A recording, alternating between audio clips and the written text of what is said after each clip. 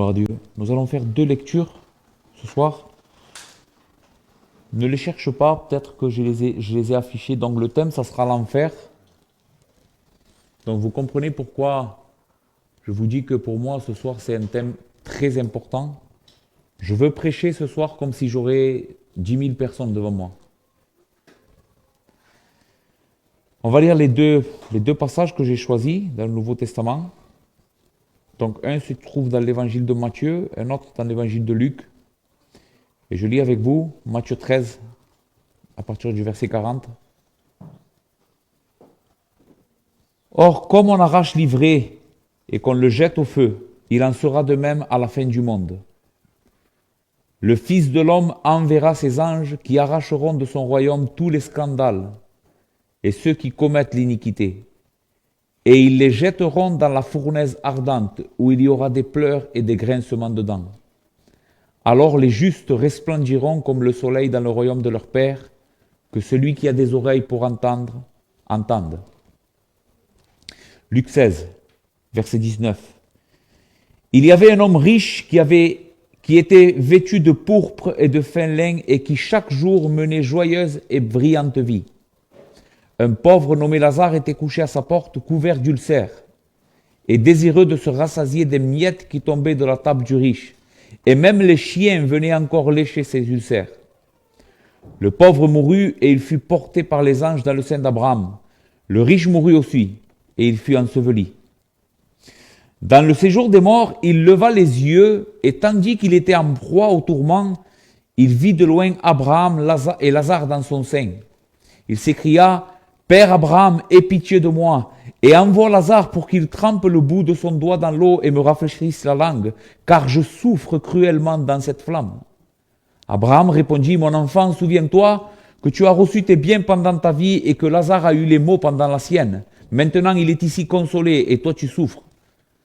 D'ailleurs, il y a entre nous et vous un abîme, afin que ceux qui voudraient passer d'ici vers vous ou de là vers nous ne puissent le faire.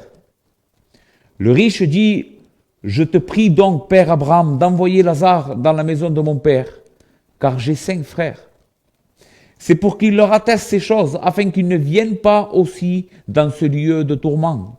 Abraham répondit: Ils ont Moïse et les prophètes, qu'ils les écoutent. Et il dit: Non, Père Abraham, mais si quelqu'un des morts va vers eux, ils se repentiront. Et Abraham lui dit: S'ils n'écoutent pas Moïse et les prophètes, ils ne se laisseront pas persuader quand même quelques-uns des morts ressusciteraient. Amen. Très bien, comme vous l'avez vu dans le titre, on va parler ce soir de l'enfer. On va essayer de voir la doctrine de l'enfer à partir de ces 2 passages.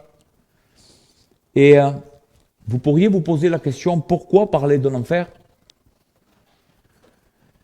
En réalité, en tout cas ce que la Bible enseigne au sujet de l'enfer est tellement effrayant que si ça ne serait pas la Bible qui l'enseignerait, je n'y croirais pas.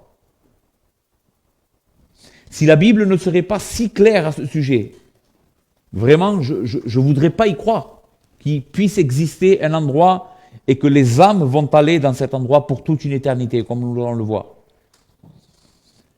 Mais pourquoi parler de l'enfer ? Parce que premièrement, c'est Dieu qui en a parlé, c'est Dieu qui a révélé cet endroit. Nous devons en parler parce que la Bible en parle.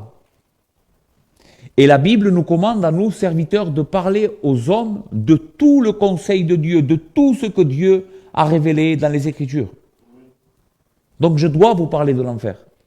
Vous devez être avertis. Pourquoi entendre parler de l'enfer aussi ? Parce que les hommes ont besoin d'entendre ce qui les attend.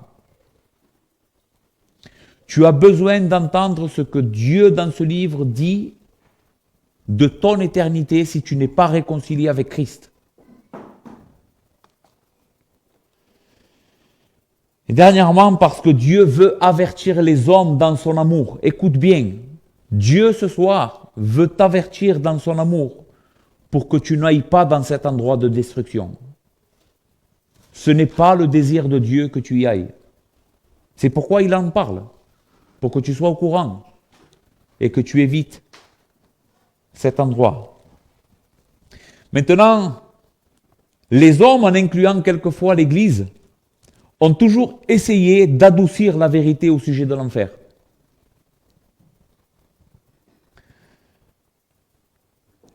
L'idée d'un enfer réel, un lieu de tourment sans fin où vont aller les perdus, est si horrible à imaginer que beaucoup de gens refusent d'y croire. Certaines personnes ne veulent pas en parler. Non, parler de l'évangile, c'est parler de l'amour de Dieu, c'est parler de la joie, de la paix, mais à quoi bon parler de l'enfer? Et quand ils en parlent en adoucissant ce que la Bible dit au sujet. Voici quelques-unes des idées tordues au sujet de l'enseignement de l'enfer et de la destinée éternelle de ceux qui vont être perdus ou sauvés. Je vais utiliser peut-être un mot que vous n'avez jamais entendu, mais je vais vous expliquer. Il y a une idée au sujet de l'enfer ou au sujet de la fin du monde qui s'appelle l'universalisme. Qu'est-ce que ça veut dire l'universalisme? Eh bien, c'est l'idée selon laquelle tous les hommes finalement seront sauvés. Dieu est tellement bon, Dieu est un Dieu tellement avec un amour tellement grand que c'est impossible qu'il condamne des hommes à l'enfer, c'est impossible. Finalement, en réalité, tous les hommes, qu'ils soient bons ou mauvais, seront sauvés et ils iront au ciel. Mais ceci est un mensonge. La Bible n'enseigne nulle part cette vérité. Au contraire, la Bible dit très clairement qu'à la fin du monde, des hommes et des femmes vont aller à la gloire et d'autres vont aller à la condamnation pour toute l'éternité. Écoutez ce que Paul dira dans Romains chapitre 2, versets 7 à 8. En parlant de Dieu, il dit « Réservant la vie éternelle à ceux qui par la persévérance à bien faire cherchent l'honneur, la gloire et l'immortalité. » Dieu réserve la vie éternelle à ceux qui par leur persévérance cherchent la gloire, l'honneur et l'immortalité, mais l'irritation et la colère à ceux qui par un esprit de dispute sont rebelles à la vérité et obéissent à l'injustice. Ce texte est clair, pas la peine de l'expliquer. Dieu réserve la vie éternelle à ceux qui croient en son Fils, et Dieu réserve l'irritation et la colère à ceux qui par un esprit de dispute, c'est-à-dire un esprit de contradiction, ne veulent pas se soumettre à la vérité et obéissent plutôt au mensonge. Donc l'universalisme n'existe pas. Je pourrais vous citer plein d'autres textes, mais ce n'est pas ce que la Bible enseigne. On n'ira pas tous au paradis, comme chantait Paul Naref. On n'ira pas tous au paradis. Les frères, quelques-uns d'entre vous ce soir, amis ici présents, quelques-uns d'entre vous peut-être vont se retrouver en enfer. C'est très important ce soir. Une autre perversion de la vérité au sujet de l'enfer, c'est l'annihilation. L'annihilation. Qu'est-ce que veut dire ce mot? C'est un mot qui veut dire un enseignement philosophique qui soutient que les hommes ne vont pas souffrir une éternité dans l'enfer. Puisque, en réalité, la condamnation va faire que Dieu va les faire disparaître. Annihilation veut dire disparaître, ne plus exister. Mais ça, encore une fois, c'est faux. Écoute bien, ton âme est éternelle. Depuis le moment que tu as été créé, que tu es venu au monde, que Dieu t'a donné la vie, depuis ce moment-là, ton âme est éternelle. Et il y a deux endroits où ton âme peut aller pour toute l'éternité, soit dans la gloire, soit dans la damnation. Mais tu ne disparaîtras pas. Et nous allons voir qu'est-ce que la Bible enseigne de cette vie future. Nous allons voir comment la Bible la décrit. Écoutez ce passage qui contredit l'annihilation. Et un autre, en parlant des anges qui sortent dans l'Apocalypse pour déverser les fléaux de Dieu, il dit « Et un autre, un troisième ange les suivit en disant d'une voix forte, « Si quelqu'un adore la bête et son image et reçoit une marque sur son front ou sur sa main. Il boira lui aussi du vin de la fureur de Dieu, versé sans mélange dans la coupe de sa colère. Et il sera tourmenté dans le feu et le soufre devant les anges et devant l'agneau, et la fumée de leur tourment monte au siècle des siècles, et ils n'auront ni repos, ni de jour, ni de nuit, ceux qui adorent la bête et son image, et quiconque reçoit la marque de son nom. Leur tourment, dit la Bible, montera, la fumée de leur tourment montera au siècle des siècles. Qu'est-ce que ça veut dire, les siècles des siècles? Eh bien, quand la Bible emploie cette phrasologie, siècle de siècle, ça veut dire pour l'éternité. Pas d'annihilation, on ne disparaît pas. Ils seront là pour toute l'éternité. Savez-vous une chose? Des hommes très intelligents, pas moi, d'autres personnes très intelligentes qui sont des érudits de la parole de Dieu, ont étudié le Nouveau Testament, et particulièrement les paroles et les enseignements de Jésus dans les 4 évangiles. Et Jésus, d'après une analyse, a plus parlé de l'enfer que du ciel. Imaginez, quand le Fils de Dieu, la vérité incarnée, celui qui est capable de nous révéler qui est Dieu, comment être sauvé, la vérité, jusqu'au moment de l'incarnation, les hommes n'avaient jamais connu la vérité de cette manière. Eh bien, quand le Fils de Dieu est venu sur cette terre pour annoncer la vérité aux hommes, il a plus parlé de l'enfer que de toute autre chose. Posez-vous la question, pourquoi ? Parce que Jésus vous aime. Jésus vous aime. Il ne veut pas que tu ailles. Lui sait. Écoute, lui, il est Dieu. Il sait toutes choses. Il sait qu'est-ce que cet endroit, comment il est, quelle va être la condition des personnes qui vont aller là-bas. Et il ne veut pas que tu y ailles. C'est pour ça que quand il est venu, il nous a parlé de l'enfer. J'ai mis quelques versets qui parlent, où Jésus parle de l'enfer. Écoutez ce que le Seigneur dit. Matthieu 9, versets 29 et 30. Si ton œil droit est pour toi une occasion de chute, arrache-le et jette-le loin de toi. Car il est avantageux pour toi qu'un seul de tes membres périsse et que ton corps entier ne soit pas jeté dans la géhenne. Et si ta main droite est pour toi une occasion de chute, coupe-la et jette-la loin de toi, car il est avantageux pour toi qu'un seul de tes membres périsse et que ton corps entier n'aille pas dans la géhenne. Quel est l'enseignement ici de Jésus? Qu'il serait préférable à un homme, une femme, de s'arracher l'œil littéralement ou de se couper un bras plutôt que d'aller en enfer. Matthieu 16, 26. Que servirait-il à un homme de gagner tout le monde s'il perd son âme? Ou que donnerait un homme en échange de son âme? Jésus dit, à quoi bon de ce côté-ci de l'éternité, vivre la meilleure des vies, avoir un compte en banque plein, être la personne la plus enviée dans ce monde à cause de la vie qu'on est en train de mener. Si à la fin tu perds ton âme, qu'est-ce que tu vas faire? Un dernier passage. Peut-être ce passage est choquant pour quelques-uns d'entre vous qui ne connaissent pas cette vérité au sujet de Dieu. Écoutez qui est Dieu selon Jésus. Ne craignez pas ceux qui tuent le corps et qui ne peuvent tuer l'âme. On ne doit pas craindre, en d'autres mots, dans le contexte ici, des personnes qui pourraient nous persécuter, nous faire mourir à cause de l'évangile. Et Jésus va nous enseigner qui devrions-nous craindre. Pas les hommes. Écoutez, craignez plutôt celui qui peut faire périr l'âme et le corps dans la géhenne. Dieu a la puissance de faire périr ton âme et ton corps pour toute l'éternité dans le feu de la géhenne. Et c'est lui que tu dois craindre.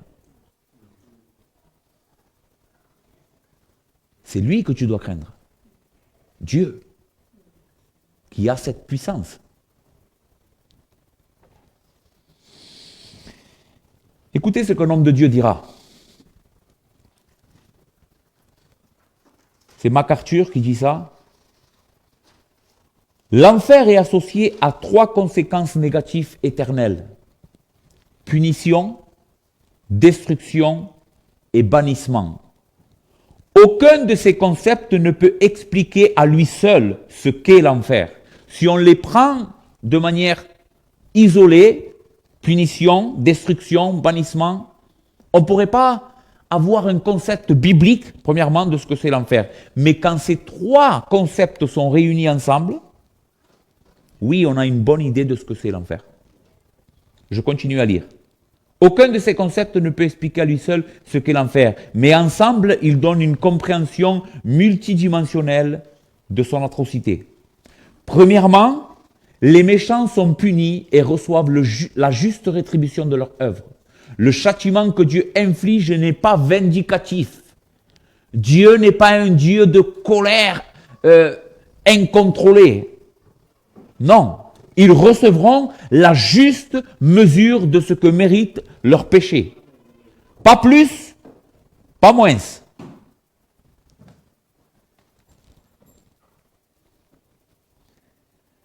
Mais le juste salaire des méfaits commis. Donc, c'est un endroit de punition. Deuxièmement, l'enfer implique la destruction, c'est-à-dire ruine et désolation.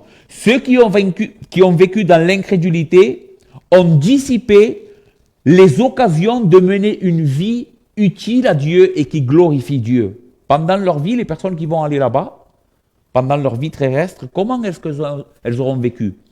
Je m'en fous de Dieu. Je m'en fous de ce qu'il dit à mon sujet. Moi, je suis mon propre Dieu. Personne ne peut me dire ce que je dois faire, comment je dois le faire et pourquoi me soumettre à lui. Qui il est, lui? Alors je veux vivre comme je veux, moi. C'est moi qui mets les règles. Oui, mais viendra un moment où tu connaîtras le Dieu qui t'a créé et tu verras que ce n'est pas toi qui mets les règles. C'est lui. Nous ne sommes pas Dieu, nous sommes des créatures. Tout autour de toi est en train de te le témoigner. Et ton incrédulité te mènera un jour à être détruit et puni. MacArthur dit, ce sont des ennemis de Dieu. Et ils ont pour destinée, écoutez les paroles qu'il emploie, elles sont effrayantes, le gâchis et la ruine. Une vie gâchée, une éternité gâchée. Troisièmement, l'enfer inclut, écoutez, le bannissement. Les méchants ne sont pas seulement punis et détruits, mais ils souffrent aussi de la privation de tous les biens du royaume de Dieu et de l'accès à la gloire de la terre à venir. En tant que roi, Dieu les éloigne et leur interdit tout accès à sa présence. Écoutez ce passage. C'est le texte que nous avons lu tout à l'heure. Le Fils de l'homme enverra ses anges et arracheront de son royaume tous les scandales et ceux qui commettent l'iniquité, et ils les jetteront dans la fournaise ardente où il y aura des pleurs et des grincements de dents. Le Fils de Dieu, c'est lui qui est en train de décrire ici comment ça va se passer, parce que ses disciples vont demander l'explication de la parabole de l'ivraie et dans le champ, et Jésus va dire comment ça va se passer à la fin du monde. Le Fils de Dieu va envoyer ses anges qui arracheront de son royaume tous les scandales, tous les pécheurs, tous les incrédules, tous ceux qu'on a décrits tout à l'heure en disant « Non, moi je veux vivre comme je veux ». Eh bien, tous ceux seront arrachés à la fin et ils seront jetés dans une fournaise ardente où il y aura des pleurs et des grincements de dents. 2 caractéristiques ici sont nommées au sujet de ces personnes. 2 choses que ces personnes font dans ce lieu. Premièrement, ils pleurent. Pourquoi ils pleurent? Parce qu'ils sont dans la désolation. Parce qu'ils sont tellement, écoute bien, tellement tristes de se retrouver dans cet endroit et conscients du gâchis de leur vie. Il y aura un groupe qui pleurera. Mais il y en a un autre qui grincera des dents. Pourquoi on grince des dents, amis? Quand on grince des dents, quand on est en colère, Et ce sont des personnes qui seront en colère contre Dieu. Et contre elles-mêmes aussi. Elles diront, comment ai-je pu me retrouver ici? Je suis sûr que chacun d'entre vous ici prend beaucoup soin de sa personne. J'en suis sûr. On est tous comme ça. On prend soin de soi-même, n'est-ce pas? Tu désires le meilleur pour toi, tu prends soin de toi, tu veux avoir une bonne situation dans la vie. Et c'est normal. Je ne suis pas en train de te blâmer ici, loin de là. C'est quelque chose qui fait partie de la nature humaine. Mais quel est le problème de ces personnes à ce moment-là? C'est parce qu'à cause de leur incrédulité, elles se seront rendues compte à cet endroit, quand elles seront là, elles grinceront dedans en disant « j'ai pas pris soin de mon éternité ». Comment ai-je pu prendre soin de tout le reste et pas de ça?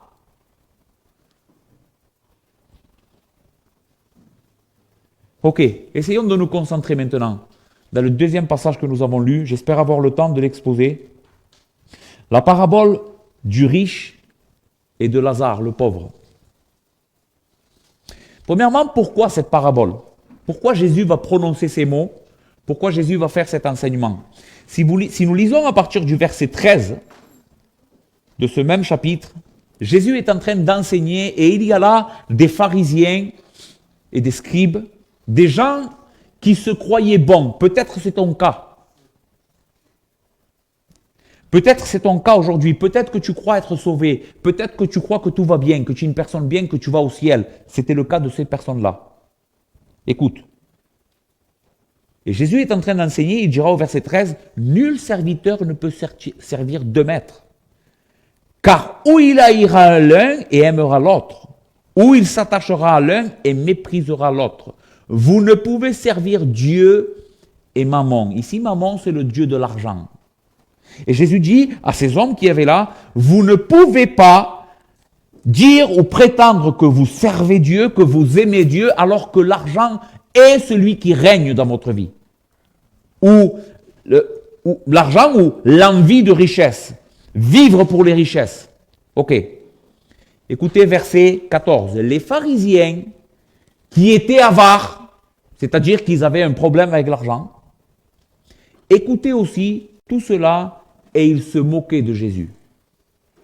Les pharisiens qui étaient là et qui entendaient cet enseignement de Jésus, vous ne pouvez pas servir Dieu et Mammon, Jésus les dérangeait. Et ils se moquent de lui. Et le Seigneur va donc faire cette parabole du riche et de Lazare pour avertir ces pharisiens qui étaient persuadés d'être sauvés que leur amour pour l'argent allait les conduire tout droit en enfer. Est-ce que tu as bien compris le contexte? Parce que si tu n'as pas compris ça, tu perds l'enseignement de Jésus. Jésus enseigne cette parabole entre le riche et le pauvre et les conséquences de l'éternité de chacun. Où vont aller ces deux personnes? Nous allons le voir. Parce que Jésus veut avertir ces pharisiens qui étaient devant lui, qui étaient avares et qui aimaient l'argent plus que Dieu. Si vous continuez, voici ce qui vous attend.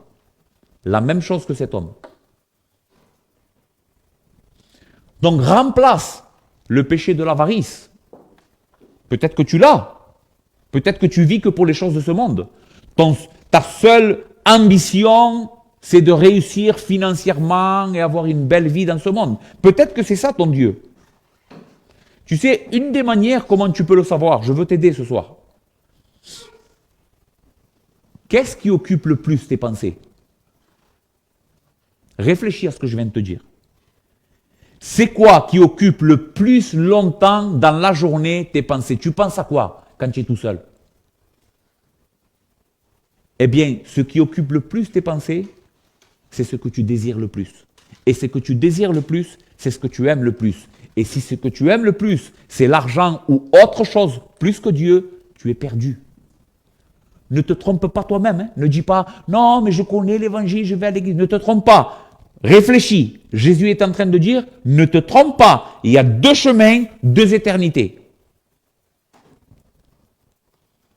C'est ce que nous voyons au verset 29 du verset 19 à 21. Un contraste. Jésus met en contraste ici deux hommes. Un riche, un pauvre. On pourrait dire même un très riche, un autre très pauvre. Et les deux vies de ces deux hommes sont complètement différentes. Ok? Donc, deux modes de vie. La Bible dit ici que le riche s'habillait chaque jour de pourpre et de fin lin. Jésus n'utilise pas cette image à hasard. Jésus est un enseignant extraordinaire. Vous savez ce que c'est la pourpre? La pourpre était une teinte d'un vêtement qui était fait à base d'un coquillage très rare. Très, très, très, très rare. En réalité, seules les personnes immensément riches, les rois et les personnes très, très riches, pouvaient avoir accès à un vêtement teinté en pourpre. Une personne de moyenne condition ne pouvait pas. Même un riche, peut-être qu'il ne pouvait pas. Cet homme-là s'habillait chaque jour de pourpre et de fin lin, et la Bible dit qu'il donnait chaque jour un festin. Il faut imaginer ici une grande fête avec beaucoup d'invités, il nourrissait toutes ces personnes. Voici le type de vie et de personnes qu'était cet homme. Ok. La Bible ne nous dit pas qu'il vivait dans le péché et que l'autre était un grand saint. La Bible ne dit pas Lazare était un homme extrêmement pieux, qui priait, qui jeûnait. Elle ne dit pas ça. La seule distinction qui est faite entre les deux, c'est qu'un était très riche, l'autre était très pauvre. Un vivait dans le luxe, l'autre vivait dans une extrémité, dans une pauvreté tellement extrême qu'il voulait manger les miettes qui tombaient de la table du riche et que même les chiens venaient lécher ses ulcères. Donc un très riche, un très pauvre. Maintenant, si on réfléchit un peu, pourquoi le riche s'est retrouvé en enfer, à votre avis? Est-ce que c'est parce qu'il était riche, simplement? Vous savez qu'Abraham était immensément riche. Il y a des hommes de Dieu dans la Bible, que la Bible dit, ils étaient très riches. Dieu n'est pas contre un homme riche, c'est pas ça le problème. Mais le problème de cet homme, apparemment, c'est qu'il n'a jamais pensé à son éternité. Il a vécu pour ici et maintenant, tout le temps. Si tu aurais pu voir cet homme et parler avec lui, tu lui aurais dit, alors, qu'est-ce que tu fais? Eh bien, demain, je vais manger, encore une fois, je vais m'habiller, et je vais m'acheter une voiture, je vais m'acheter une maison, je vais m'acheter ça, et voilà. Mais jamais il t'aurait dit, mais mon âme, tu sais que Dieu existe? Il n'avait pas ce type de conversation. Donc c'était un homme qui ne s'est jamais posé la question de l'éternité de son âme. Et c'est pour cette raison, écoute, vois l'amour de Dieu pour toi ce soir. Dieu ne veut pas te laisser dans ce chemin. C'est pas la peine que tu sois très riche pour penser comme ça. Tu peux être pauvre et penser et avoir exactement la même vie que cet homme, penser qu'aux choses de ce monde. Et tu iras exactement à l'endroit où cet homme est allé.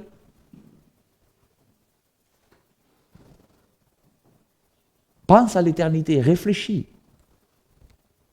Réfléchis à ce que Dieu a dit à ton sujet. Il n'y a pas que ça. Il n'y a pas que ça. Ce que nous sommes en train de vivre ici, la Bible parle de ça comme un voyage très court. Traverser un endroit. Voici ce que nous faisons. Dans ce monde ici, on fait juste que traverser. Je regardais une émission avec ma femme, hier je crois, sur les Égyptiens. Et quand vous regardez, je parle de ça parce que ça me vient, c'est une belle image de ce que je suis en train de dire. Quand vous regardez les Égyptiens, vous dites, ce qu'ils ont fait, ce qu'ils ont réussi à faire, vous dites, c'est pas possible. Tellement de grandeur, d'intelligence pour faire les choses. Et je regardais les archéologues qui cherchaient des ruines en dessous des tonnes de terre. Et des choses extraordinairement belles. Mais après des centaines d'années, personne ne le voit. Qu'est-ce que c'est devenu? Des ruines. Voici ce que c'est la vie. Peu importe la grandeur qu'on peut avoir dans cette vie, demain ton nom il sera oublié. Écoute, ton nom il va être oublié.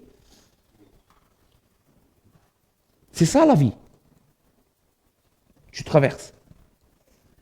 Après toi viendra une autre génération qui feront exactement la même chose que toi. Et toi, Qui c'était, lui? Même ta famille t'oubliera à un moment donné. Non. Il y a une chose plus importante. Et Dieu est en train de te le mettre devant les yeux ce soir. Écoute l'amour de Dieu pour toi. Il te parle de ça pour que tu comprennes la vérité à ce sujet. Il y a une chose plus importante qui t'attend. Une éternité. Pas un petit voyage. Une éternité. Ok. Voici ce que nous enseigne notre texte. La mort physique est ce qui met fin à cette vie et nous introduit dans l'éternité. La mort est ce qui met fin à cette vie et nous introduit dans l'éternité. Et la première chose que je peux dire à ce sujet, au sujet de la mort, c'est que la mort est, oui, universelle. Tout le monde meurt. Que tu sois beau ou moins beau, que tu sois grand, que tu sois chauve, que tu aies des cheveux, que tu aies une belle famille, que tu saches cuisiner, que tu fasses beaucoup de sport, que tu fasses attention à ta ligne, que tu fasses des régimes, tu vas mourir.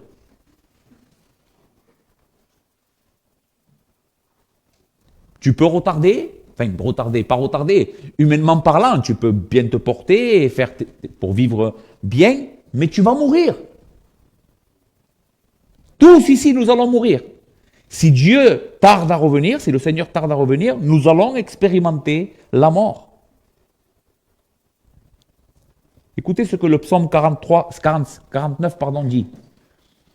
Le psaume ouvre avec ces paroles, des paroles d'appel. C'est la sagesse qui parle, et c'est Christ, c'est la sagesse, et il parle et il veut que les hommes écoutent ce qu'il a à dire. Écoutez ceci, vous tous, peuples, prêtez l'oreille, vous tous, habitants du monde, petits et grands, riches et pauvres. Ma bouche va s'ouvrir pour faire entendre des paroles sages et mon cœur a des pensées pleines de sens. Ici, Dieu nous appelle à tendre l'oreille. Oui, d'accord. Qu'est-ce que tu veux dire? Voici le verset 10, ce qu'il a à nous dire. Car ils la verront, il parle de la mort. Le sage meurt, l'insensé et le stupide périt également, et il laisse à d'autres leur bien. Tu vois? Que tu sois sage ou stupide, tu vas mourir. Donc, la mort est quelque chose d'universel. Elle touche tout le monde. On est tous concernés par cette réalité. Deuxième réalité au sujet de la mort, qui nous introduit dans l'éternité, c'est qu'elle vient de manière subite et inattendue. Personne ici ne peut prévoir quand il va mourir, comment il va mourir. Tu ne sais pas. Dieu, oui, le sait. Mais toi, tu ne sais pas. Je te souhaite de vivre la plus longue vie possible et être très heureux. Vraiment. C'est mon souhait pour toi. Mais on ne sait pas. On ne sait pas quand cela va arriver. La mort est une chose qui nous attend tous, qui attend tous les hommes. Mais voici la grande différence entre un chrétien et un non-chrétien. Écoute, même si on ne sait pas quand la mort va venir pour chacun d'entre nous, mais pour le chrétien et le non-chrétien, il y a une immense différence dans sa relation avec la mort. Pour le chrétien, pour celui qui meurt en Christ, dans l'espérance de Christ, vous savez ce qu'est la mort ou comment la Bible décrit la mort? Comme un serviteur. Elle est le serviteur du chrétien. Que fait un serviteur? Il te sert, il te rend service. Ok. Quel service pourrait donner la mort à un chrétien? Eh bien, la mort est le serviteur qui prend la main du chrétien et l'introduit dans l'éternité, dans la présence de son Dieu. C'est ce que fait la mort pour un chrétien. C'est pour cela que la Bible décrit, ou les saints dans les Écritures parlent de la mort sans aucune crainte. Paul dira, je ne sais pas ce qui est mieux, rester dans ce corps ou partir auprès du Seigneur, ce qui est de beaucoup le meilleur. Paul n'avait, et les autres chrétiens, n'avaient aucune crainte de la mort. Pourquoi? Ils savaient que partir auprès de Dieu, quitter ce corps, c'est le meilleur pour nous. Mais qu'est-ce qui se passe pour celui qui n'est pas chrétien? Qu'est-ce que la mort pour lui? Quelle est sa relation avec lui? Eh bien, c'est un tyran effroyable qui le traîne, pas qui le conduit, qui le traîne dans les tourments de l'enfer pour l'éternité. La Bible décrit la mort pour les non-chrétiens comme la reine des épouvantes. Je ne sais pas si vous avez... Moi, on m'a raconté, et j'ai vu aussi des vidéos. Si vous avez déjà vu quelqu'un mourir sans Christ, souvent, ils ont peur. Au moment de mourir, ils ont très peur. Même des personnes qui ont dit « Moi, j'ai pas peur de la mort, hein, je vais mourir, je m'en fous. » Au moment de la mort, ils ont très peur. La mort les fauche. Donc la mort est quelque chose de subite. Pour le chrétien, c'est une bénédiction. Je sais que c'est bizarre de parler comme ça, mais c'est ce que la Bible enseigne. Pour le non-chrétien, c'est une malédiction horrible. Ok. Voyons, et nous allons presque finir, comment est décrit l'existence dans l'enfer par Christ, dans ce passage. Comment est-ce que Jésus décrit l'existence ou la condition des personnes qui vont aller en enfer? Ne perds pas ça, reste encore un peu concentré, c'est très important. Qu'est-ce que c'est l'enfer? Eh bien, si on pourrait décrire l'enfer avec une phrase courte, ça serait celle-là. L'enfer est un endroit où on est privé de tout ce qui est bon. C'est une privation de tout bien. Ok. Comment on pourrait se faire une idée de qu'est-ce que veut dire cette phrase? Qu'est-ce que voudrait dire être privé de tout bien? Eh bien, je crois que une des meilleures manières de comprendre qu'est-ce que ça signifierait être privé de tout bien, ça serait de regarder à la croix de Jésus-Christ. Pourquoi je dis ça? Vous allez comprendre pourquoi je dis ça. Pourquoi Jésus est mort à la croix? Il est mort à cause de nos péchés. C'est pour nous sauver justement de la condamnation de l'enfer à cause de nos péchés. En d'autres mots, il a porté notre enfer. Il a subi notre enfer. De manière que si on regarde Christ à la croix et on examine ce qui est en train d'arriver à cet homme, on peut se faire une idée la plus claire possible de ce qu'est l'enfer. Jésus à la croix a été privé de tout bien, tout soulagement, tout réconfort, toute bonté, toute humanité. On se moquait de lui, on le frappait. La Bible dit que pendant 3 heures, il a été entouré d'une épaisse ténèbre. Pour ne pas pouvoir voir les personnes qui étaient autour de lui, il était seul, jeté dans les tourments, tout seul. Voici ce qu'est la croix. Même le Père l'a abandonné. Mon Dieu, pourquoi m'as-tu abandonné? C'est ça l'enfer. Plus aucune goutte de bonté. Imagine cet endroit. Plus aucune goutte de bonté, plus aucune goutte de soulagement, plus aucune goutte de réconfort. Je sais que quelques-uns d'entre vous peut-être ont déjà expérimenté des moments d'angoisse forte. Moi, j'ai vécu ça. Des moments de forte angoisse. Vraiment, c'est dur l'angoisse. La solitude et l'angoisse, c'est quelque chose de terrible.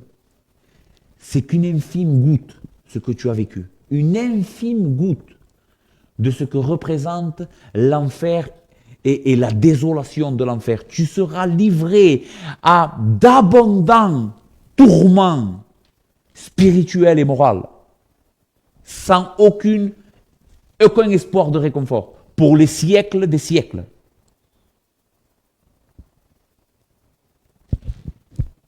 Donc c'est être privé de tout bien. Ce sont des souffrances d'une personne consciente. L'enfer, les personnes qui vont aller en enfer vont être conscients. Écoutez ce que Jésus dit. Dans le séjour des morts, en parlant du riche, il leva les yeux et tandis qu'il était en proie au tourment, il vit de loin Abraham et Lazare dans son sein. Il vit. Tandis qu'il était en proie au tourment, il leva les yeux, il vit. Ici, on parle bien d'une personne qui est consciente de ce qu'il est en train de vivre. Il voit ce qui l'entoure. Il expérimente ce qui l'entoure. C'est une personne consciente. Et c'est comme cela que la Bible décrit l'enfer. Ce n'est pas un état d'inconscience. Ce n'est pas un état d'inconscience. Loin de là. C'est un état de pure conscience et d'une pleine mesure de ce que nous sommes en train de vivre à cause de notre péché.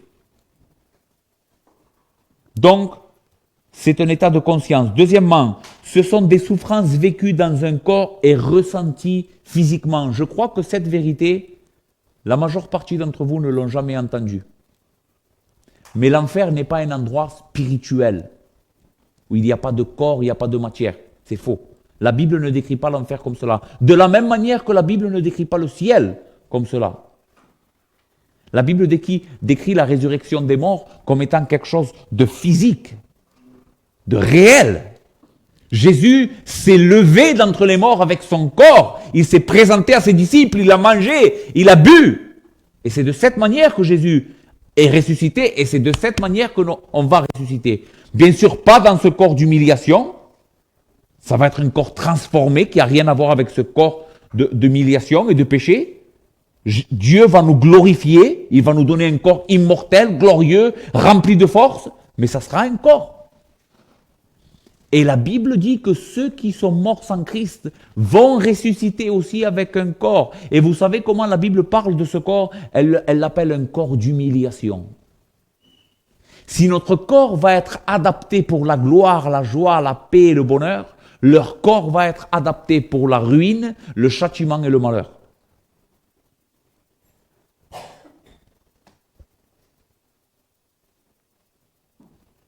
Les frères, je ne dis pas ça avec joie.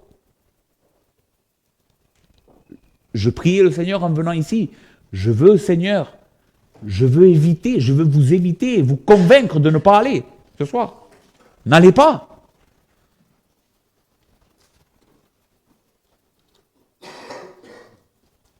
Écoutez comment nous le voyons que c'est physique. Verset 24.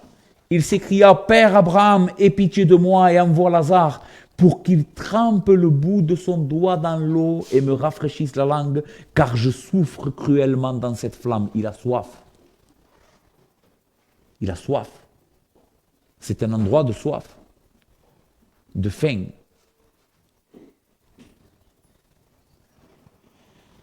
Ce sont des souffrances morales et spirituelles. Verset 25. Abraham répondit, mon enfant, souviens-toi que tu as reçu tes biens pendant ta vie et que Lazare a eu les maux pendant la sienne. Maintenant, il est ici consolé et toi, tu souffres. Vous voyez, Abraham lui répond en disant, écoute, ce que tu es en train de vivre maintenant, c'est exactement ce que tu mérites. Ni plus, ni moins. Tu as voulu vivre de cette manière, maintenant tu payes les conséquences. Et cela engendre des souffrances morales. C'est ce que nous avons dit tout à l'heure, ceux qui grincent les dents. Ils vont être conscients qu'ils vont être là parce que c'est leur faute. Ils ont entendu l'évangile, ils auraient pu se repentir, ils auraient pu mettre leur confiance en Christ, mais ils ont décidé volontairement de se rebeller contre Dieu, de dire « Je veux vivre comme je veux vivre, laisse-moi. Fais comme tu veux. » Finalement, ce sont des souffrances éternelles et sans remède. D'ailleurs, il y a entre nous et vous un grand abîme, afin que ceux qui voudraient passer d'ici vers vous, ou de là vers nous, ne puissent le faire. Ceci nous parle de l'éternité de la situation des personnes. Ceux qui iront au ciel, plus de possibilité de retomber dans le péché. Réjouissez-vous, vous qui êtes en Christ. Le jour où vous allez, ou dès à présent, si vous avez cru en Christ, vous avez la vie éternelle. Plus de possibilités de revenir en arrière. Une fois au ciel, on sera sauvé pour l'éternité. On ne peut plus aller ni de nous vers eux, ni eux vers nous. Mais eux non plus ne pourront plus sortir de cet état de condamnation et d'éloignement de Dieu. Un homme de Dieu répondra à la question « Qu'est-ce qu'est l'enfer ?» et dira « C'est un endroit dans lequel les pécheurs impénitents iront pour être tourmentés. »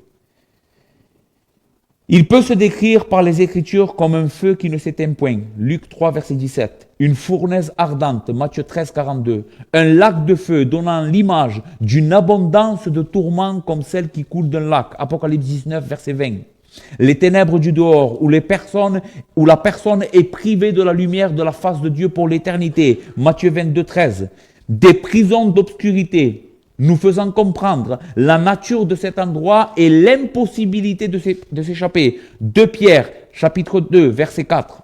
Un lieu de tourment, une expression effrayante de ce qui arrive dans ce lieu là-bas. Luc 16, verset 28. Le puits de l'abîme, hors duquel personne ne sortira. Apocalypse 9, 1. La seconde mort, la perdition, le châtiment éternel. Tu me diras, oui, mais Josito, tout ce que tu viens de dire ici, ce sont des images. Le feu, un lac de feu ardent où les hommes vont aller. Peut-être.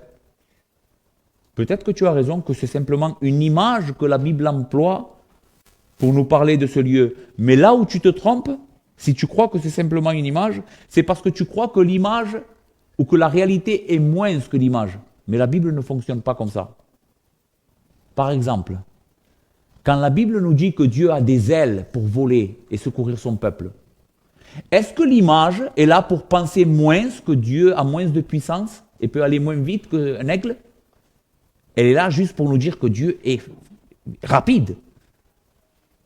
Ok. Si on applique cette manière d'interpréter le texte, dire quand la Bible dit que l'enfer est un lac de feu, si c'est une image et que tu as raison, eh bien c'est beaucoup plus que l'image décrite.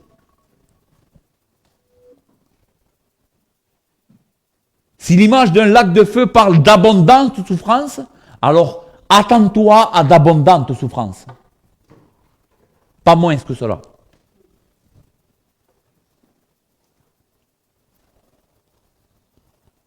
Je finis. Et je veux te parler de la bonne nouvelle de Christ. Est-ce que tu veux l'entendre? Ok. Quel est le seul moyen d'échapper à cet endroit? Quel est l'unique moyen d'échapper à cet endroit? Notre texte le dit. Verset 27. Le riche dit, je te prie donc, Père Abraham, après qu'il ait compris que cette situation est là pour l'éternité, d'envoyer dans ma maison, dans la maison de mon Père, car j'ai 5 frères, c'est pour qu'ils leur attestent ces choses, afin qu'ils ne viennent pas aussi dans ce lieu de tourment. En d'autres mots, quand le riche est en train de comprendre là où il est, et pendant que cela est pour toujours, il pense à sa famille.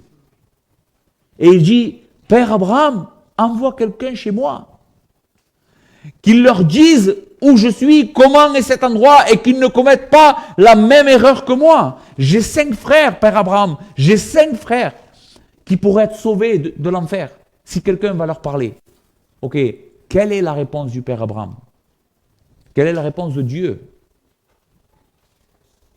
Abraham répondit, ils ont Moïse et les prophètes qui les écoutent. Et il dit, non, Père Abraham, mais si quelqu'un des morts va vers eux, ils se repentiront. Abraham lui dit, s'ils n'écoutent pas Moïse et les prophètes, ils ne se laisseront pas persuader quand même quelqu'un des morts ressusciterait. Vous savez qui est Moïse et les prophètes? C'est ce livre. Quand la Bible parle de Moïse et les prophètes, elle est en train de faire une allusion aux écritures des prophètes et de Moïse et de Christ et du Nouveau Testament, c'est-à-dire de la Bible. Même si un mort ressuscite et parlerait de l'enfer, il te raconterait qu'est-ce que c'est l'enfer, tu ne croirais pas. Il n'y a pas de puissance dans ça. La seule chose qui peut te sauver de l'enfer, c'est de croire ce que ce livre enseigne. Sur ta condition. Sur l'éternité de l'enfer, l'éternité du ciel, sur le fait que tu es une créature de Dieu, que Dieu est le créateur, et aussi principalement sur le fait que tu es perdu, mais que Dieu a envoyé son Fils pour payer ta dette, qu'il est mort pour toi parce qu'il t'aime, et que son sang précieux peut te libérer de l'enfer. C'est seulement ça qui peut sauver ta vie de l'enfer. Pas avoir une vision, monter dans le ciel, aller dans l'espace, croire simplement que Dieu a tant aimé le monde qu'il a donné son Fils unique, afin que quiconque croit ne périsse point, mais qu'il ait la vie éternelle.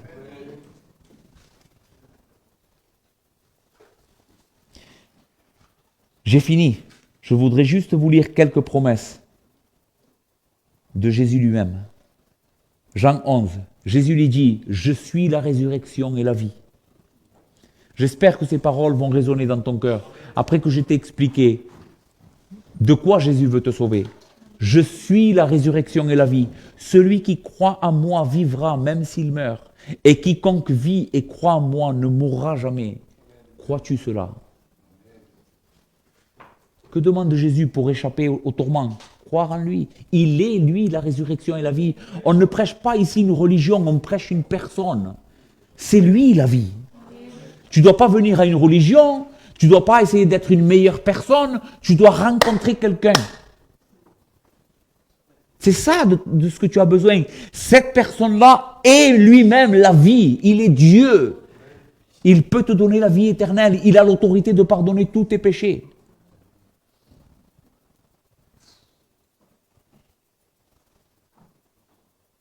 Jean chapitre 3. Le Père aime le Fils et il a remis tout jugement entre ses mains. Celui qui croit au Fils a la vie éternelle. Celui qui ne croit pas au Fils ne verra point la vie, mais la colère de Dieu demeure sur lui. Tu vois? Celui qui croit au Fils a la vie éternelle. Celui qui ne croit pas au Fils, ton destin éternel est lié à Jésus. Il est lié à lui, que tu le veuilles ou pas. Ton destin éternel est lié avec lui, de ce que tu fais avec lui, de ce que tu crois de lui, de ce que tu penses de lui, de ce que tu fais avec ses paroles. Celui qui croit en lui a la vie, celui qui ne croit pas, la colère de Dieu demeure sur lui. Je finis avec ce passage et nous prions. Acte 10. Vous savez qu'il est arrivé dans toute la Judée, après avoir commencé en Galilée à la suite du baptême de Jean, que Jean a prêché. Vous savez comment Dieu a oint du Saint-Esprit et de force Jésus de Nazareth, qui est allé de lieu en lieu faisant du bien et guérissant tous ceux qui étaient sous l'empire du diable.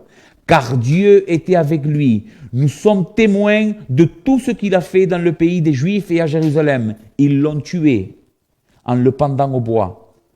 Mais Dieu l'a ressuscité le 3e jour et il a permis qu'il apparaisse, non à tout le peuple, mais aux témoins choisis d'avance par Dieu, à nous qui avons mangé et bu avec lui après qu'il fut ressuscité des morts. Et Jésus nous a ordonné de prêcher au peuple et d'attester que c'est lui qui a été établi par Dieu, juge des vivants et des morts. Tous les prophètes rendent de lui le témoignage que quiconque croit en lui reçoit par son nom le pardon des péchés. Jésus est mort, Dieu l'a ressuscité d'entre les morts et il l'a donné pour chef suprême, juge. En d'autres mots, ce dernier passage que nous avons lu nous témoigne que qui finalement pourra prendre la décision que tu ailles au ciel ou que tu ailles en enfer? Qui c'est qui va prendre cette décision? C'est Jésus. C'est lui le juge des vivants et des morts. C'est devant lui que tu vas te présenter. Et c'est lui, écoute bien ça, c'est lui qui va décider de ton éternité. Va à lui ce soir. Va à lui. Implore-le, supplie-le. Seigneur, pardonne-moi. Pardonne-moi, donne-moi la vie éternelle. Je crois en toi. Je veux croire en toi. Je veux mettre mon espoir en toi. Je sais que tu es mort pour moi.